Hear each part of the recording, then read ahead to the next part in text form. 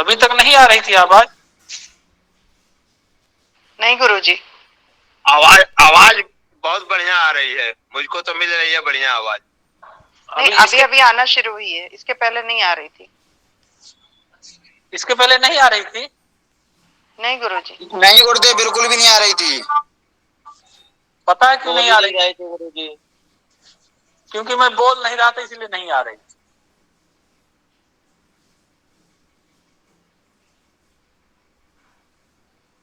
चलिए,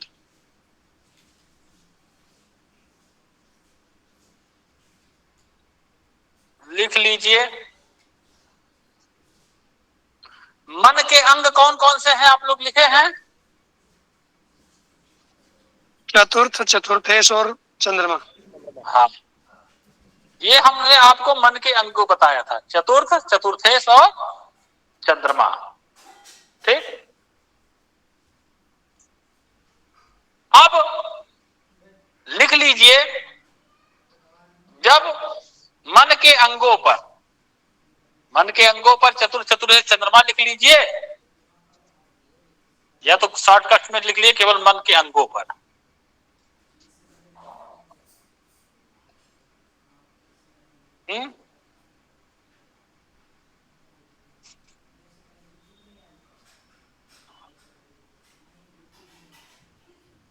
लिखिए, जब मन के अंगों पर शनि का प्रभाव हो,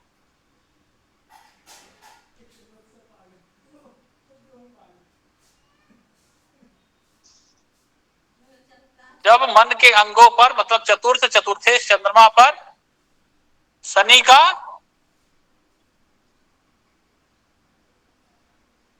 प्रभाव हो, फिर और जब मन के अंग अर्थात चतुर्थ, चतुर्थेश और चंद्रमा पर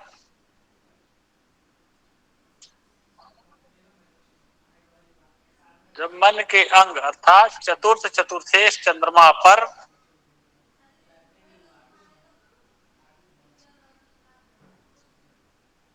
शनि का प्रभाव हो,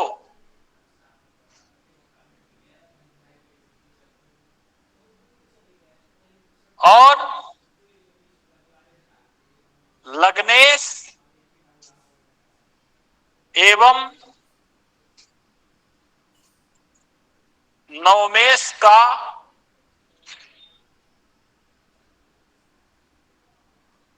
परस्पर संबंध हो,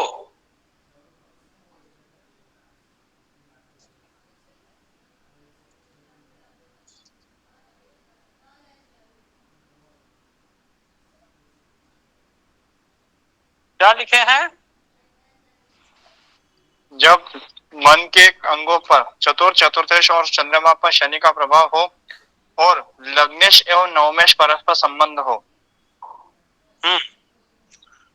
तो महान आध्यात्मिक योग होता है।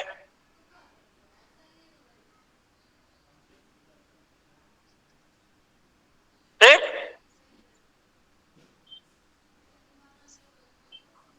महान आध्यात्मिक योग होता है।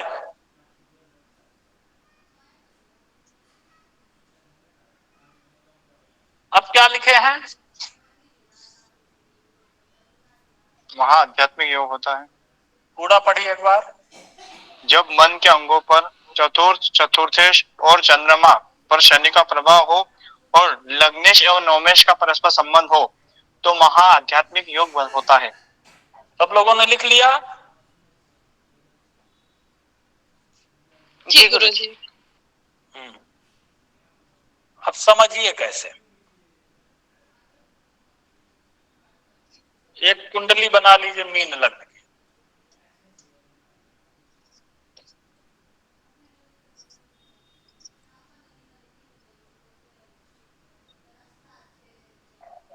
ठीक।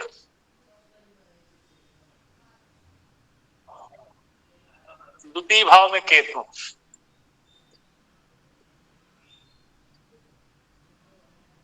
चंद्रमा यहां पे, गुरु यहाँ पे, शनि यहाँ, राहु यहाँ, शुक्र यहाँ, सूर्य यहाँ, बुध यहाँ, मंगल यहाँ, मैं यहाँ, तुम कहाँ। तो ये देखिए, ये कुंडली में देखिए अब ये क्या होता है। आध्यात्मिक योग मतलब योग और भोग। कभी कभी कोई व्यक्तियों को आप लोग देखे होंगे, रहता है सब कुछ छोड़ करके चला जाता है, जितना चीजें होती है घर द्वार सब छोड़ के चला जाता है जंगलों, या सब कुछ छोड़ करके घर में बैठ जाता है, एक वैराग सा उत्पन्न हो जाता है, नहीं लगता। ठीक, अब हमको ये योग, ये एक ऐसे व्यक्ति की कुंडली है, तो एक बार इनके जीवन में ऐसा पलटा खाया कि इनको अचानक सहज बिना किसी गुरु के उपदेश से ही ब्रह्माकार वृत्ति मतलब सहज समाधि उपलब्ध हो गई, और हमेशा वह ज्ञान की भूमिका में मस्ती में आनंद विभोर अवस्था में 24 घंटे रहते थे। ठीक, हमेशा प्रभु के चिंतन में लगे रहते। तो अब यहां देखिए, धर्म स्थान का स्वामी कौन है? मंगल। ठीक, तो मंगल देखिए, हमको लग्नेश और नवमेश का संबंध बनाना है, तो मंगल धर्मेश हो गया, नवमेश और लग्नेश गुरु दोनों परस्पर एक दूसरे को देख रहे हैं कि नहीं? मंगल गुरु देख रहे हैं, एक दूसरे को देख रहे हैं सप्तम दृष्टि से। ठीक, फिर ये तो जान लिया कि आपने लग्न और नवम का संबंध हो गया, लग्नेश और नवमेश का दृष्टि संबंध। फिर अब आइए चंद्रमा का चलते हैं। चंद्रमा पर देखिए, शनि की दशम दृष्टि, शनि की दशम दृष्टि गुरु जी। ठीक, चंद्रमा पर चतुर्थ शनि पर जो है चंद्रमा की दशम दृष्टि पड़ रही है, और चतुर्थ भाव पर भी पड़ रहा है। ठीक, हाँ चतुर्थेश पर नहीं पड़ रहा, लेकिन चंद्रमा पर और चतुर्थ भाव पर तो पड़ रहा है। तीन जो मन के अंग हैं, तीन में से दो में तो पड़ रहा है। ये जो है महान आध्यात्मिक योग इनको बनाया है। यह योग और भोग दोनों देता है। व्यक्ति को फिर कुछ नौकरी वोकरी करने का मन नहीं करता। क्यों? क्योंकि शनि एक देखिए तपस्वी है, योगी है, वैरागी है। उस दिन बात आई ना कि हमने कहा ना शनि दार्शनिक भी है, योगी वैरागी। और जब इन सब का प्रभाव युति या दृष्टि द्वारा जब मन पर पड़ेगा, मन पर मतलब चतुर्थ चंद्रमा पर पड़ेगा, तो सीधी सी बात है कि वैराग्य की, प्रपंच से हटने की और एकांत प्रियता की वृत्ति उसमें उत्पन्न होगी। आई बात समझ में? और वो व्यक्ति क्या हुआ, सीधा सा सीधा जो है क्या करेगा, अध्यात्म में अपनी रुचि बना लेगा। तो आप लोग देखिएगा शनि का जब इस तरह किसी की कुंडली में नवमेश धर्मेश का संबंध बन जाए, ठीक, और शनि का चतुर चंद्रमा पर प्रभाव पड़ जाए, तो ऐसे व्यक्ति कहते हैं योग और भोग दोनों देता है। योग मतलब कि पहले आपको प्रतिष्ठित बनाएगा, फिर न कहीं उससे जो है आपको हटाएगा भी। आ गई बात समझ में? सन्यासी बन जाए। गुरुजी कुंडली किसकी है? इनकी कुंडली गुरुजी? हाँ, एक प्राचीन पुराने व्यक्ति थे, उन्हीं की है। ठीक, तो ये सारी चीजें रहती है। आ गई बात समझ में? क्या? एक और केस आप लोग लखनऊ में देखे बहुत पहले, कोई डीआईजी पंडा थे, नहीं मतलब सप्पा तो छोड़ राधा राधा जपने लगे। बहुत पहले की केस की, हमको लगता है 15-20 साल पहले। किसी को याद है? लखनऊ जी सर, वो ना राधा जी के कपड़े पहन के ही करते हैं सब, पूरा श्रृंगार करते थे। बता, इतने पद में होते हुए बैराग, तो ये ऐसा हो जाता है। ठीक। अब आजकल के सन्यासी नहीं कि हम सन्यासी भी अगर बन जाए तो ध्यान भी तेरा ही लगाएंगे, उस तरह का नहीं। ऐसे सन्यासी आध्यात्मिक, तो ये चीजें देखनी होती है। ठीक है, आ गई बात समझ में? लखनऊ में डीके पांडा साहब थे। अच्छा अच्छा, जी। हाँ, तो वही। ठीक है। अब चलिए, आइए अब थोड़ा हम लोग तो पढ़े, लेकिन आज थोड़ा सूर्य ग्रह के बारे में जानते कि ये आखिर है क्या। तो है तो बहुत, सूर्य को समझने में एक जीवन लग सकता है, लेकिन हम 1 घंटे में इसको जानने की कोशिश करते हैं कि क्या है, क्या करता है। तो सूर्य को सीधी सी बात सामान्य भाषा में कहा जाए कि गर्मी देता है। आज उत्तर भारत वालों से पूछ सकते हैं, इसमें गर्मी से परेशान है। अब वो केवल वो गर्मी नहीं देगा, सारी गर्मी देगा, पैसों की भी गर्मी देगा, सब कुछ। और इसका साथ अगर किसका मिल जाए, जब भी सूर्य का साथ मंगल केतु, जो और अग्नि के कारक ग्रह हैं, कौन? मंगल केतु, इनका साथ मिल जाए, ठीक। और ये जब लग्न लग्नेश पर प्रभाव डालें, लग्न लग्नेश पर डालें और राशि राशि पर डालें, कौन? सूर्य, मंगल और केतु, ठीक। जब ये तीनों मिल जाए तो गर्मी है, तो क्या करेगा व्यक्ति? अपना बिजली का काम कर सकता है, भट्टी इत्यादि में काम कर सकता है, और अग्नि से संबंधित कार्य जितने होते हैं वो सब कर सकता है। आई बात समझ में? गुरुजी पर छूट गया, थोड़ा सा वापस से बोल दीजिए ना। हाँ गुरुजी, एक बार और रिपीट कर दीजिए प्लीज। केतु, राशि राशि, सूर्य, मंगल, केतु, ठीक। ये तीनों मिलकर इनका प्रभाव जब लग्न लग्नेश राशि राशि इस पर पड़े तो व्यक्ति अग्नि संबंधित काम करेगा, ठीक है। अग्नि से संबंधित चीजें।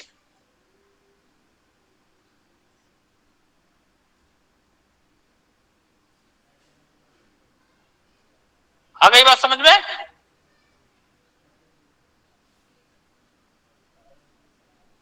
जी। क्या लिखे हैं? सूर्य मंगल केतु, इनका प्रभाव लग्न लग्नेश राशि राशि पर पड़े तो व्यक्ति अग्नि या विद्युत संबंधित कार्य करता है। हाँ, अब कर सकता है, उधर काम करेगा तो उसको ज्यादा लाभ मिलेगा, ये कहने का मतलब। अब देखिए, सूर्य प्रकाश देता ही है, प्रत्यक्ष देवता ही है। ज्योतिष को बताया ना, प्रत्यक्षम ज्योतिषम शास्त्रम। ज्योतिष शास्त्र क्या? प्रत्यक्ष जो शास्त्र जिसको कहते हैं वो है। और इसके साक्षी कौन है? सूर्य चंद्रमा दिखाई दे ही रहे हैं, तो ये बात है। अब चूंकि आंख का प्रतिनिधित्व करता है सूर्य, तो ऐसे भी सूर्य जब बताया था, नेत्र लोग तो बताया था ना, द्वितीय में बैठ जाए, ठीक, शत्रु में भी, षष्ठ भाव में बैठ जाए, और द्वादश भाव में भी शत्रु राशि में बैठ जाए, अपापक ग्रहों के प्रभाव में आ जाए, ठीक। सूर्य कहां बैठ जाए? द्वितीय, षष्ठ, द्वादश भाव में, शत्रु राशि में, और पापक ग्रहों से युक्त अथवा दृष्ट होकर बैठ जाए, ठीक है।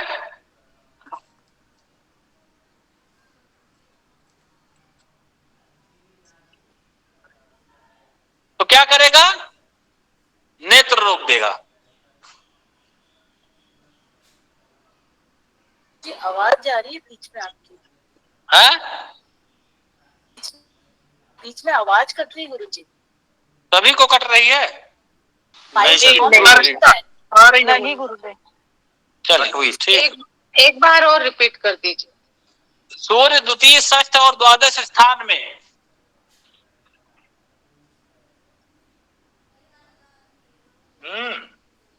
ये देखिए ये कुंडली है।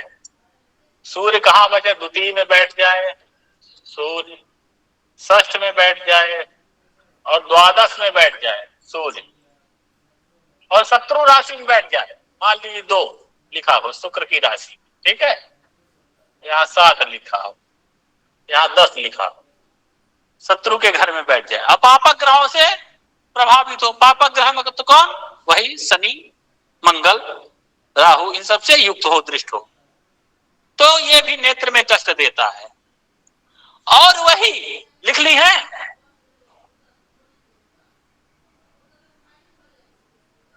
लिख लिया सब लोगों ने?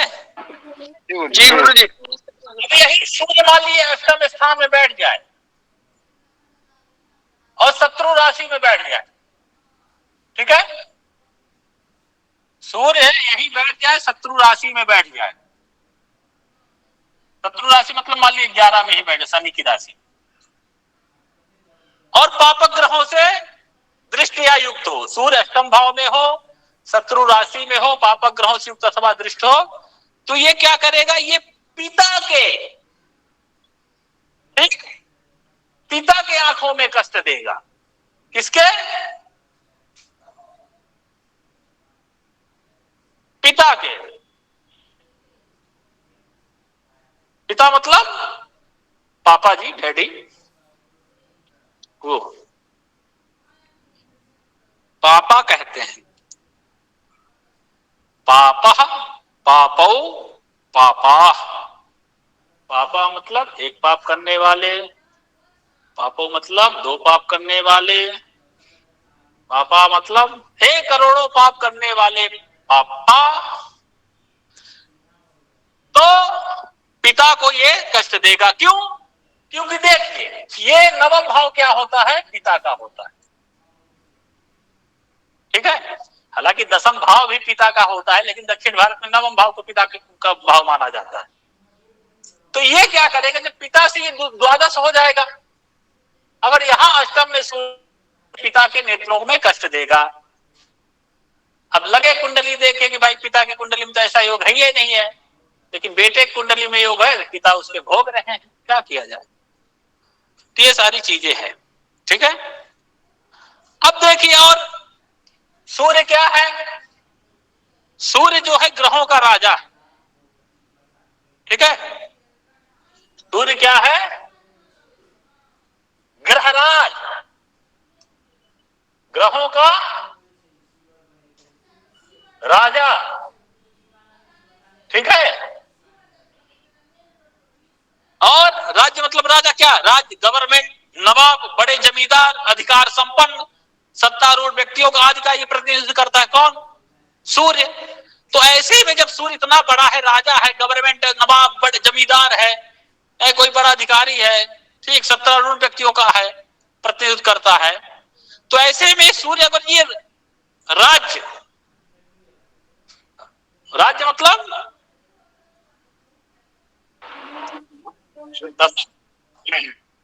दसम भाव होता है ना राज्य का। जी गुरु जी, राज्य का दशम होता है।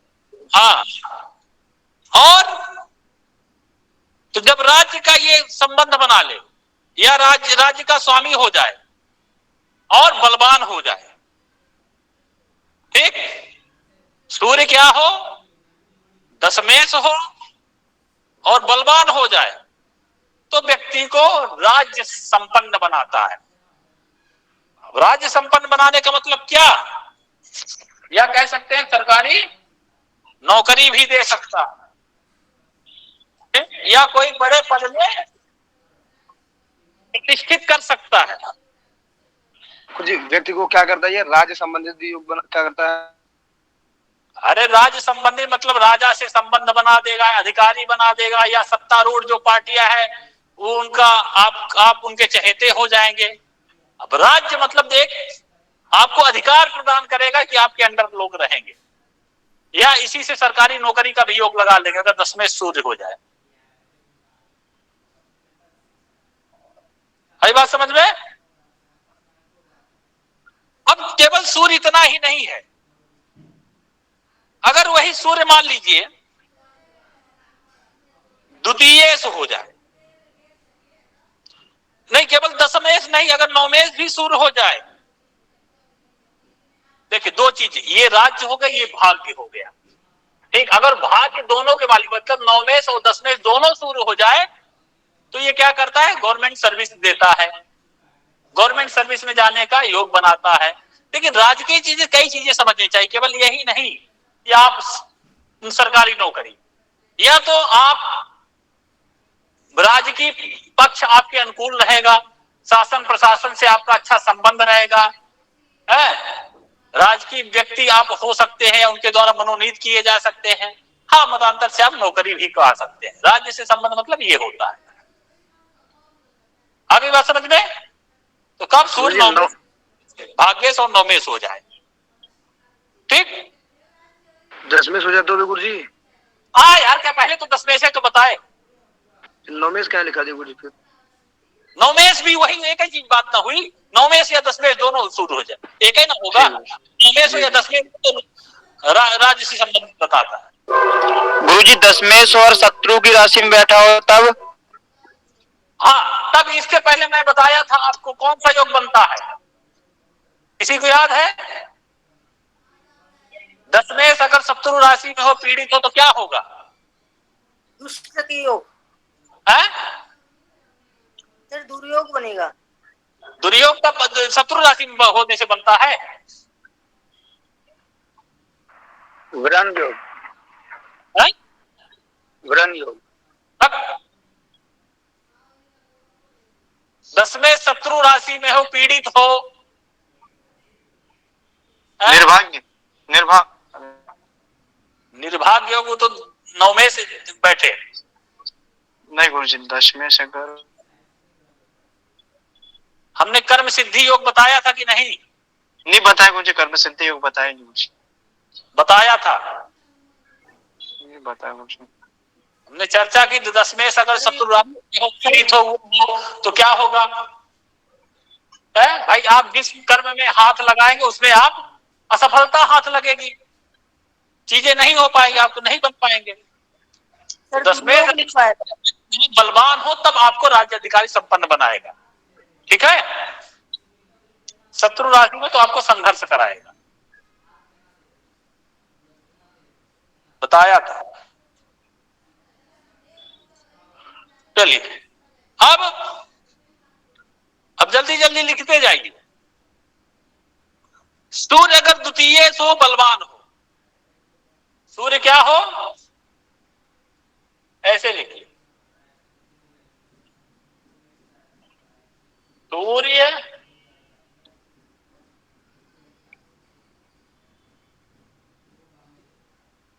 द्वितीय हो और बलवान हो, ठीक है। तब व्यक्ति को बहुत धन देता है। क्या लिखे हैं? सूर्य अगर द्वितीय और बलवान हो तो व्यक्ति को बहुत धन देता है। हाँ, अब वही सूर्य अगर तृतीय हो, बलवान हो तो प्रतिष्ठित बनाता है, बाहुबली बनाता है, बाहुबल और प्रतिष्ठित आप संपन्न बनाए, ठीक है। फिर वही सूर्य चतुर्थेश हो और बलवान हो तो क्या होगा? आपको अच्छा मकान दिलाएगा, बड़ा मकान देता है, ऐसे व्यक्ति की सीना भी चौड़ा रहता है, ठीक है, अच्छे सीने वाला होता है, अच्छा मकान देता है। फिर वही सूर्य क्या हो, पंचमेश हो, बलवान हो तो क्या होगा? जातक का पुत्र बहुत उन्नति करेगा, साहसी होगा। ऐसे ऐसे जातक का पुत्र बहुत उन्नति करता है जिसका सूर्य पंचमेश हो और बलवान हो। बलवान कैसे होगा? मतलब सूर्य गोचरस्थ हो, ठीक है? सूर्य क्या हो? गोचरस्थ। गोचरस्थ हो, ठीक। अब फिर आगे देख लीजिए, सूर्य सच्छेष हो। सूर्य क्या हो? सच्छेष हो और बलवान हो जाए, तब क्या होगा? जातक के शत्रु बलशाली होते हैं। कौन? जातक के शत्रु बलशाली होते हैं, लेकिन मामा जो होता है वो ऊंची पदवी वाला होता है। अब देखिए, एक जातक की कुंडली से मामा का विभाग बदल, मान ली किसी जातक कुंडली में सष्टेश हो, सूर्य बलवान है, ठीक है? अब वो सूर्य बलवान हो करके तो जातक के शत्रु तो बढ़ाएगा, लेकिन लेकिन क्या होगा? उसके मामा का भाग्य खुल जाएगा, मामा जो है उच्च पद प्राप्त करेगा। आई बात समझ में? अब वही सूर्य क्या हो? सप्तमेश हो, बलवान हो, तब क्या होगा? जातक का विवाह कहां होगा? बड़े घराने में होगा। गुरुजी रिपीट कर दीजिए। स्क्रीन पे भी मैं लिख रहा हूं, ठीक है? वो बोर्ड में भी देख सकती है। सूर्य सप्तमेश हो, बलवान हो तो जातक का विवाह बड़े घरानों में होता है। चाहे जातक हो चाहे जातिका, विवाह कहां होगा? बड़े घराने में। बड़े घराने में। अभी और ये हुआ है कि बड़े घरानों को विवाह बताऊंगा। गुरुजी अलगाववादी ग्रह भी है तो सप्तम में अलगाव भी करेगा। अलगाववादी क्या बताया था? सूर्य शनि राहु और सूर्य शनि राहु केतु। हाँ, क्या करें तो अलगाव कराता है? नहीं, इनको बोलने दीजिए, क्या करें तो कराता है, बोलिए। जैसे हाँ जी, गुरुजी। उन्हें बहुत अच्छे घर परिवार मिलेगा, पर कहां से लाए? पूरा वाक्य बोलिए। सप्तम भाव में सूर्य की स्थिति देख रहे हैं गुरुजी। जनक ग्रह है, वो सप्तम सप्तमेश कारक पर प्रभाव डाले तो जनक स्थिति उत्पन्न करते हैं। और यहाँ क्या बात हो रही है कि सप्तमेश सूर्य हो, बलवान हो, जी गुरुजी। नहीं, बात ये थी कि सूर्य अलगाववादी ग्रह है तो सप्तम भाव में क्या अपने दाम्पत्य को प्रभावित करेगा?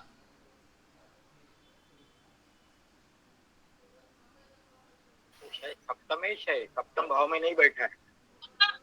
हाँ, जब गुरुजी बोल रहे हो तो कृपया बीच में न बोले, क्योंकि सारा विषय टूट जाता है। बाद में पूछ ले प्रश्न। आप आई समझ में? कहाँ की चीजें कहाँ गुजर रहे हैं, वहां पे क्या कहा गया पूरा तो पीछे क्लियर नहीं। यहाँ ये कह रहा है सप्तमेश हो, बलवान हो, ठीक है? तो क्या होगा? बड़े घराने पे वो करेगा। अब ये क्या लिखा है स्टाम्प पेपर में कि वहां बड़े घराने विवाह होगा तो अलगाव नहीं होगा? वो बात की बात है। बड़े घरानों में अधिकतर अलगाव की स्थिति होती है। तो उसमें कौन सी नई बात आप लोग बोल रहे हैं? बात क्या है उसको समझिए कि हाँ, ये जो है अगर सप्तमेश क्या हो, बलवान हो तो बड़े घरानों पे विवाह कराता है। फिर वो अलगाव वाली अलग स्थिति हो, उसको थोड़ी कि अब हाँ चलो सप्तमेश सूर्य हो गया, बड़े घराने विवाह करा दिया, आप मुक्त हो गए सभी दुविधाओं से। ना आपका अलगाव होगा, ना आपके जीवन में कोई रोग आएंगे, आपके बेटे पोते सारी उन्नति करेंगे। बस आप फुर्सत हो गए मात्र एक सूर्य के बलवान होने से। है? ऐसा थोड़ी होता है ना, इस तरह फलादेश होता है। एक शब्द पकड़ करके चीजों को समझिए। चलिए, सप्तमेश हो गया। अब अष्टमेश मान लीजिए सूर्य हो, बलवान हो, तब अष्टमेश सूर्य हो, क्या होगा? आयु देगा, व्यक्ति को दीर्घायु बनाता है। क्या होगा? व्यक्ति को दीर्घायु बनाता है। ठीक, फिर वही बता दिया, सूर्य नौमेश हो, दसमेश हो, बलवान हो तो क्या कराएगा? लिखा है ना आप लोगों ने? राज्य देगा, राज्य संबंधित गुरुजी सरकारी नौकरी दिलाएगा गुरुजी, और राजा जैसा जीवन जिएगा। राज्य से संबंध, राज्य सब कई चीजें हो जाएगी। ठीक है, सरकारी नौकरी भी एक पार्ट है उसका, वो हो जाएगा। ठीक, और धर्मशील जातक को बनाता है, सात्विक बनाता है, क्योंकि सूर्य एक सात्विक ग्रह भी है, पापी ग्रह होने के साथ साथ भी एक सात्विक ग्रह भी है ना, तो जातक को सात्विक बनाता है। ठीक, धर्मशील बनाता है। अब बहुत सात्विक दृष्टि से भी ना आजकल के क्या लोग होते हैं, सात्विक होंगे लेकिन लोगों की दृष्टि में पापी कहलाते हैं, क्योंकि वो आपके अनुकूल नहीं करेंगे, शुद्ध आचरण करेंगे, और वो आपके अनुकूल नहीं लगता आप उसको कहेंगे अरे बड़ा बेकार आदमी है, बड़ा मनहूस आदमी है, कुछ करता ही नहीं ठीक, और गलत करेगा नहीं, आपको सिद्धांतवादी होगा। तो ऐसा व्यक्ति अगर कर्मशील होता, धर्मेश हो तो धर्मशील होता, सात्विक होता है, दसमेश हो तो महान कर्मों के कार्य करने वाला होता है। ठीक, और यही एकादशेश सूर्य हो तब ये भी राज्य से संबंध स्थापित कराता है। एकादशेश कौन हो? सूर्य हो, बलवान हो तो क्या कराएगा? राज्य से लाभ कराएगा। राज्य से लाभ मतलब आपके डीएम, एसडीएम, ठीक है, आईपीएस, एसएसपी, मुख्यमंत्री, विधायक, सांसद, ये क्या है? आपके परिचित हो सकते हैं, आप उनके माध्यम से लाभ ले सकते हैं, जो भी लाभ वाली चीजें। मतलब राज्य से संबंध, ये भी एकादशेश भी राज्य से लाभ कराता है। ठीक है, आगे बात समझ में? हाँ, अब बताइए, द्वादशेश सूर्य हो और बलवान हो तब ये क्या करेगा? नेत्र रोग, विमल योग बना देगा, विमल योग बना देगा। हाँ विमल योग बना देगा गुरुजी। राजयोग का है। दिमाग खराब है आप लोगों का। विमल योग कब होता है? सूर्य जब बलवान, 6-8 बार हम बैठेंगे तब बनेगा गुरुजी। 6-8 बार बैठ करके बलवान की बात, मैं बलवान कह रहा हूं ना। द्वादशेश 6-8 बार हम बैठे तब विमल योग बनता है। मैं यहां कह रहा हूं सूर्य बलवान हो तो विमल योग हो जाएगा। सूर्य बलवान हो तो विमल योग, द्वादशेश सूर्य, द्वादशेश सूर्य हो, बलवान हो। हाँ, बलवान का एक पार्ट वो भी है जो आप ये विमल योग कह रहे हैं, लेकिन उसकी सही परिभाषा क्या है ना? द्वादशेश सूर्य 6-8 बार हम बैठे, द्वादशेश 6-8 बार हम बैठे तब विमल योग, द्वादशेश बलवान हो विमल योग, ऐसे फलादेश करेंगे। ये नहीं करेंगे। हाँ? नहीं करेंगे। चीजें क्या है, इसीलिए मैं बोल देता हूं कि ये गलती आप लोग दोबारा न करें। तो द्वादशेश हो और बताइए क्या होगा? बलवान हो तो क्या करेगा? सोचिए, द्वादशेश वो भी सूर्य, मोक्षदायक, मोक्ष दिलाएगा सर, मोक्ष। हाँ, ये देखिए यूट्यूब में पढ़ लिया क्या मोक्षदायक? खर्चा आप लोग बताया था ना। हाँ, खर्चा है, हमने बताया था सर। ये मोक्ष का स्थान बताया था ना, मोक्ष का स्थान है। मोक्ष का स्थान हो जाए तो बता मोक्ष कर देगा, कुछ न छोड़कर सीधे मार डालेगा। जाइए मोक्ष, जीवन को उपभोग न करिए, मोक्ष में जाइए। गुरुजी नेत्र संबंधी समस्या देगा गुरुजी। अभी नेत्र वाला पहले क्या लिखे हैं? गुरुजी द्वितीय भाव का बताया था गुरुजी, पर द्वादशेश से भी तो नेत्र का अपन देखते हैं गुरुजी। अरे पहले शुरू में हमने क्या लिखवाया है आज? पाप ग्रह हो या पाप ग्रह से दृष्ट हो, पाप ग्रहों से युक्त हो द्वादशेश में, या दृष्ट हो तो गुरुजी, सॉरी गुरुजी गलती हो गई। यहाँ हम बलवान होने की बात कह रहा हूँ। क्षमा गुरुजी, क्षमा। देखिए सूर्य क्या है? द्वादशेश हो। आपने पृथकता जनक प्रभाव पढ़ा है, सूर्य, शनि, राहु और द्वादशेश, ये क्या है? पृथकता जनक है। एक कुंडली हमने उदाहरण देके बताई भी थी जो जब उस समय पढ़ा रहा था कि एक कुंडली में मात्र अकेले सूर्य था ही पृथकताजनक, ऊपर से द्वादशेष भी हो गया। ठीक, तो ऐसी स्थिति में अगर सूर्य द्वादशेष हो जाए, बलवान भी हो जाए, तो जहां जैसे प्रभाव डालेगा वो उस व्यक्ति मनुष्य को उससे पृथक कर देगा। कोई सप्तम सप्तमे से डाले तो पत्नी से बिछो करा देगा, पंचम तथा गुरु पर डाले तो पुत्र बिछो करा देगा, लग्नेश होकर इस तरह से जहां जैसे डालेगा, तृतीय में डाले तो भाई से अलग कर देगा, चतुर्थ में डाले तो माता से अलग कर देगा, इस तरह से। ठीक है, द्वितीय में डाले तो कुटुंब से, क्योंकि वहां दो हो जाएगा, द्वादशेष भी हो। एक तो द्वादशेष अपने आप में पृथकता है ही, वो कोई भी ग्रह हो, और सूर्य पृथकता जनक ग्रह। ऐसे में अगर सूर्य ही द्वादशेष हो जाएगा तो वो जहां प्रभाव डालेगा तो निश्चित रूप से ऐसा करेगा। बात आ गई समझ में? जी गुरु। हाँ, अब मान लीजिए सूर्य लग्नेश होकर बलवान हो तो क्या होगा? यद्यप एक सूर्य ऊपर से लग्नेश राजा अगर लग्नेश होकर बलवान होगा तो भी आपको संपूर्ण भौतिक सुख सुविधाएं देगा, राज्य तथा सुख देगा। आपने द्वितीय से लिखा था ना, लग्नेश ही अगर सूर्य हो जाए, बलवान हो जाए, तब तो क्या होगा? गुरुजी एक बार सूर्य को और समझा दीजिए। सुनेगा भी नहीं, फिर क्या होगा? द्वादश का गुरु सुनेगा नहीं। लग्नेश का तो क्या बोली? किसी का सुनेगा नहीं? हाँ, मतलब वो राजा है तो स्वयं भी वो तो सीधी सी बात, सर्वा वही रहेगा। किसी व्यक्ति का दूसरे का अधीनता स्वीकार नहीं। ठीक, वो ऐसा व्यक्ति नहीं चाहेगा कोई हमको ऑर्डर दे, तो राजा के गुण ही है ना। सुनेगा किसी? सुनेगा। कोई उचित मंत्री उसको सलाह देगा तो सुनेगा, मंत्री जब उसको सलाह देगा उचित सलाह मानेगा, फालतू चीजें तो नहीं ही सुनेगा। इतना उसमें सामर्थ्य हो जाएगा, लग्नेश होगा कि वो सुनेगा, मतलब कि अपना ही करेगा और अच्छा करेगा। ठीक है, जो ही, क्योंकि सूर्य है, सात्विक ग्रह है, वो भी लग्नेश हो जाए तो क्यों सुनेगा? जब जरूरत है किसी ग्रह की लेने की जरूरत ही नहीं है, खुद जो है अच्छे या बुरे का उसके पास खुद विवेक रहेगा, पहचान जाएगा। ठीक है, द्वादश भाव का एक बार बता दीजिए। इसका द्वादश भाव का? हाँ, द्वादशेष सूर्य हो, बलवान हो, तो हमने बताया था ना कि सूर्य क्या पृथकता जनक है, द्वादशेष भी पृथकता जनक है। ऐसे में दोनों हो गया तो क्या करेगा? ये जहां पे प्रभाव डालेगा उससे अलग कर देगा।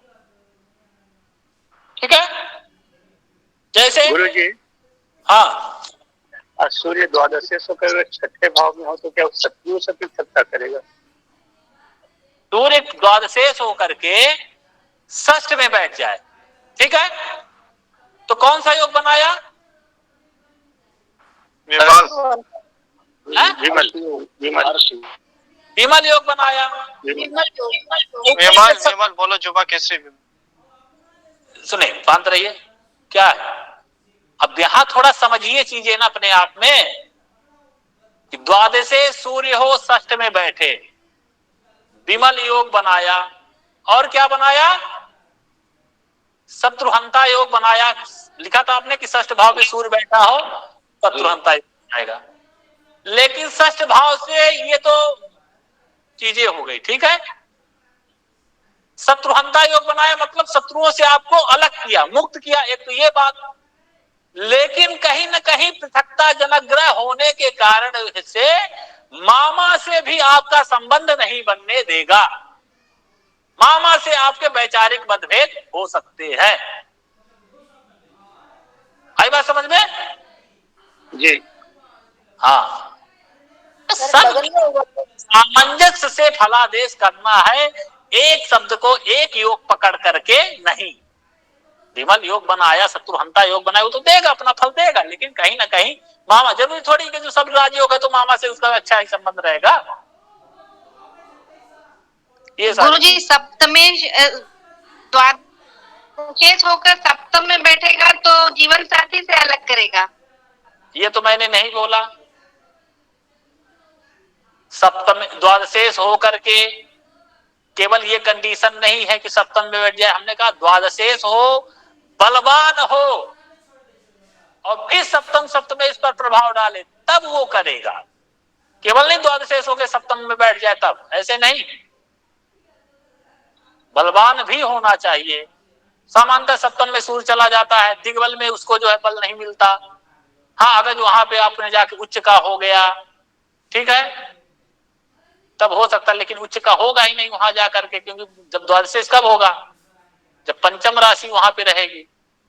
तो एक राशि कहाँ रहेगी, सप्तम में रहेगी का नहीं ना। तो हाँ, वहां मित्र की राशि में चला जाए, देखिए प्रयोग करिए, प्रैक्टिकल करिए कि मित्र की राशि में जाएगा कि नहीं जाएगा, कब बलवान हो, या कहीं लग्न में बैठ जाए बलवान हो करके, शुभ ग्रहों के साथ बैठ जाए, लग्न में सूर्य जो है दिग्बल में बल नहीं होता है, वहां फिर सप्तम में प्रभाव डालेगा तब होगा। ठीक है जी गुरुजी। चलिए, तो ये बातें रही। अब क्योंकि सूर्य है ना, प्रकाश है, तो आपने जो लिखा द्वितीय, अगर वही सूर्य अगर द्वितीय पंचमेश होके बलवान हो तो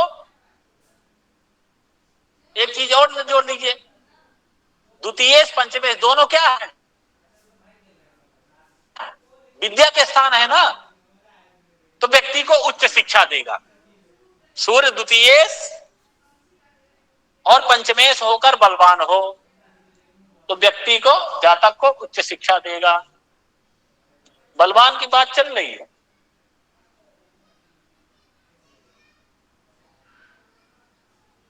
सूर्य क्या हो,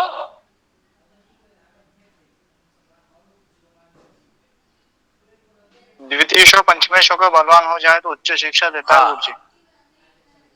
ठीक, लेकिन यहां पर यह भी ध्यान देना होगा, कोष्टक में लिख सकते हैं, जो बुद्धि का कारक ग्रह बुध है वो भी बलवान होना चाहिए, मात्र इतने से नहीं विद्या में।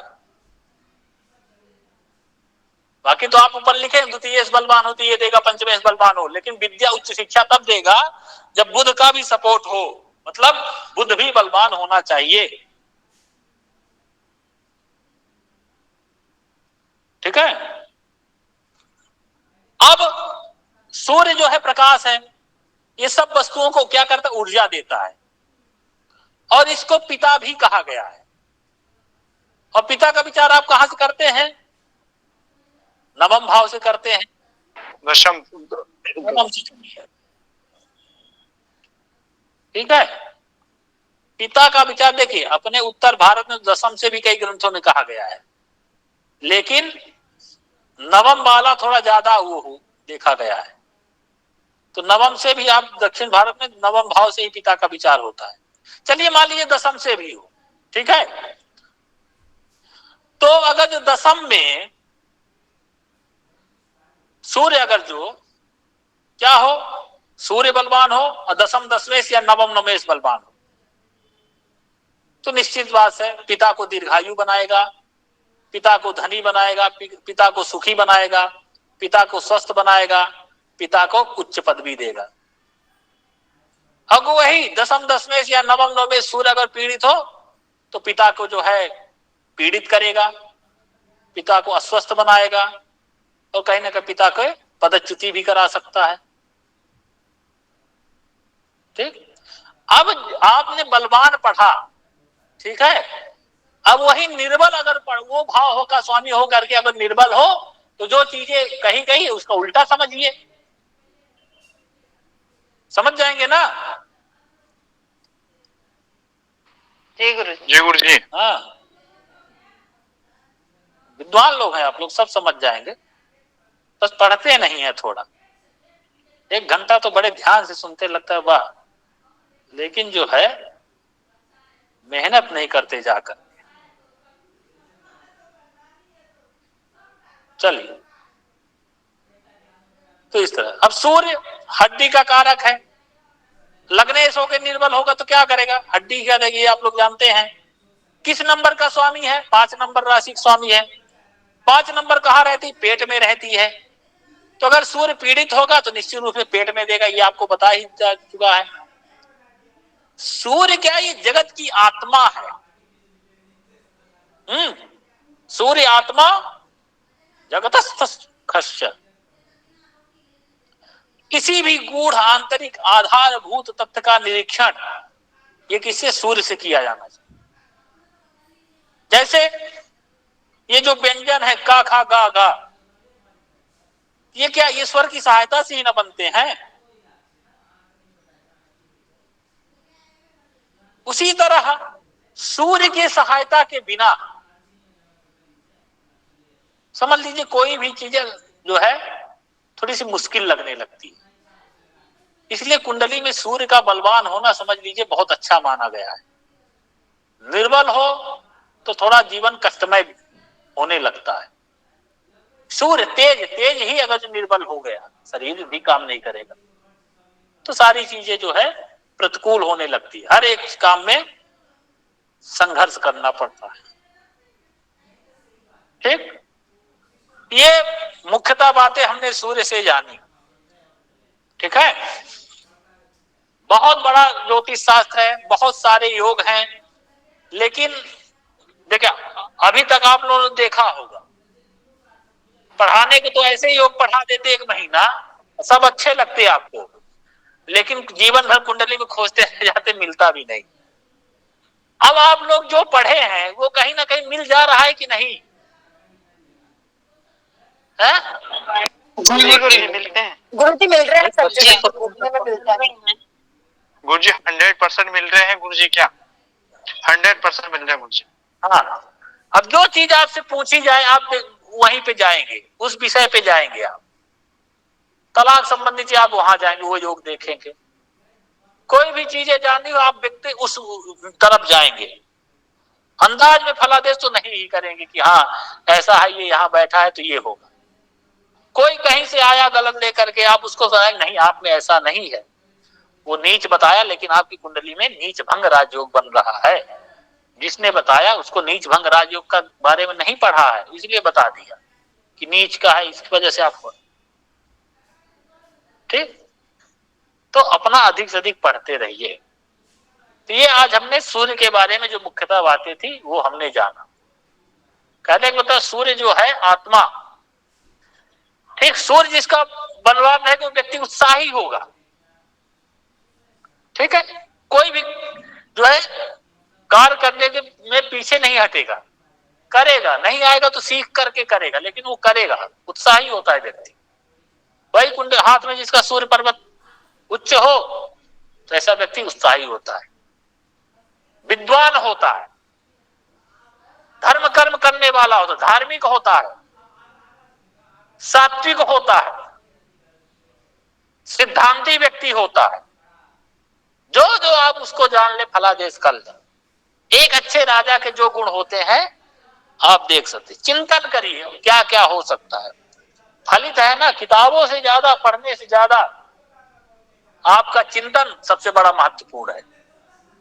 जरूरी है हम जो पढ़ा दिए वही, इससे अच्छा आप लोग जान सकते हैं, समझ सकते हैं। केवल इसी में सीमित नहीं रहना है, बस हाँ चिंतन करते रहना है कि क्या है, ऐसे का प्रैक्टिकल करना है। किसी कुंडली में सूर्य बलवान हो देखिए, उससे पूछिए कि ऐसा ऐसा है, ऐसा ऐसा फलादेश करिए।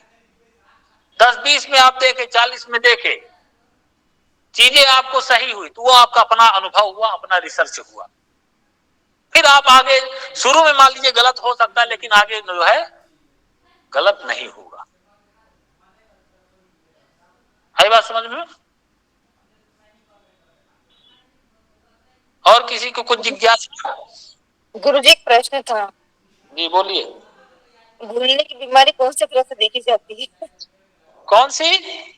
व्यक्ति को मतलब याददाश्त कमजोर होना है, भूलने की बीमारी कौन से ग्रह से देखी जाती है?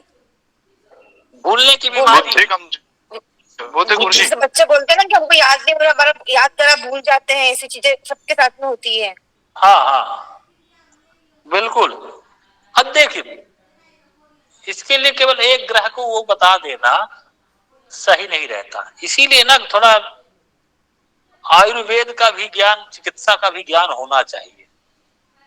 पहले तो कारण समझना होगा कि किस कारण से भूलने की बीमारी होती है।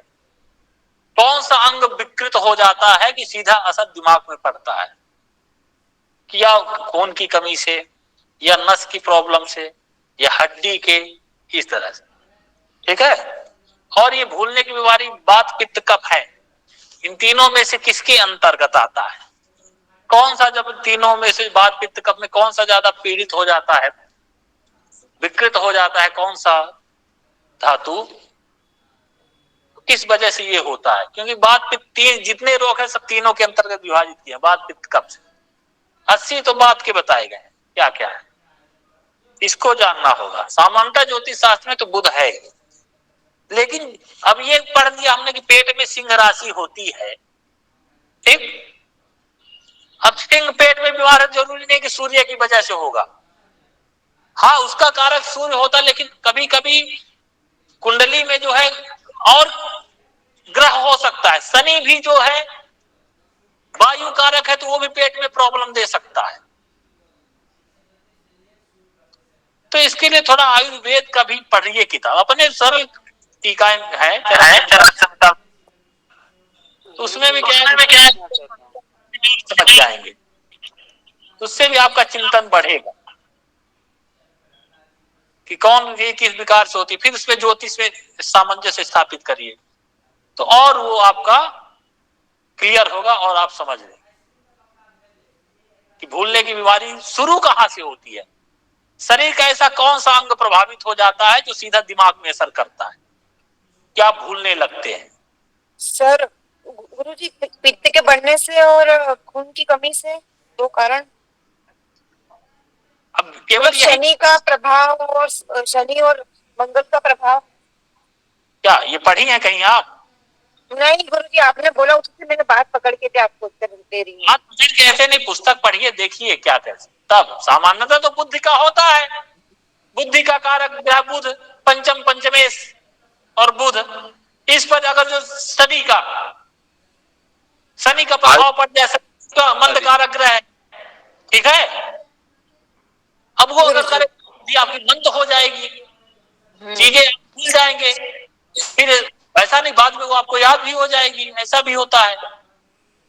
तो ये कारण है, लेकिन ये तो मैं आपने पूछे, मैं बता दिया, लेकिन मात्र यही कारण नहीं हो सकता। उसके लिए और अगर विस्तृत अध्ययन करिए तो और आप लोग की सटीक जानकारी पा जाएंगे, ये मैं बताना चाहता था।